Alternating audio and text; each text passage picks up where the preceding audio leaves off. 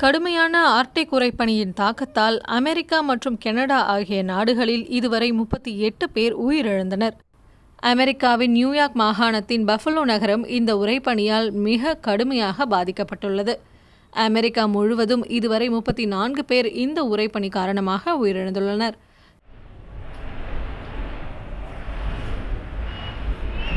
கனடாவின் British Columbia மாகாணத்தில் உள்ள மெரிட் நகரில் பனி படர்ந்த சாலையில் பேருந்து ஒன்று விபத்துக்குள்ளானதில் 4 பேர் பலியாகினர். பனி புயலின் தாக்கம் இதுவரை இல்லாத வகையில் கனடாவில் இருந்து வட அமெரிக்க கண்டத்தின் தென்கோடியில் உள்ள ரியோ கிராண்டே வரையிலும் காணப்படுகிறது. இந்த உறைபனியின் தாக்கம் அடுத்த சில தினங்களில் குறைய தொடங்கும் என வானியல் ஆய்வாளர்கள் தெரிவித்துள்ளனர்.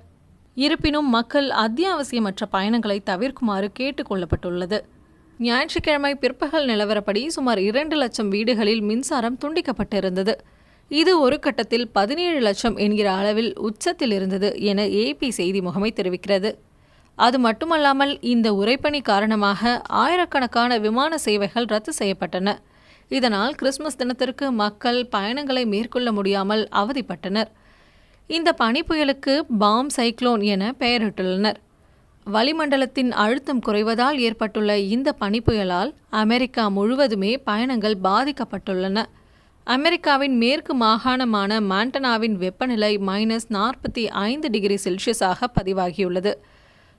பனியால் மோசமாக பாதிக்கப்பட்டுள்ள பஃபலோ நகரத்தை பூர்வீகமாக கொண்ட நியூயார்க் மாகாண ஆளுநர் கேத்தி ஹோச்சுல், பஃபலோ நகரின் மிக மோசமான பனிப்புயலாக வரலாற்றில் இது பதிவாகும் என தெரிவித்திருந்தார்.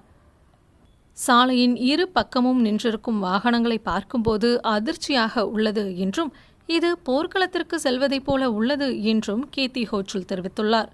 மேலும் மக்கள் வீட்டை விட்டு வெளியே வர வேண்டாம் என்றும் அவர் எச்சரிக்கை விடுத்துள்ளார்.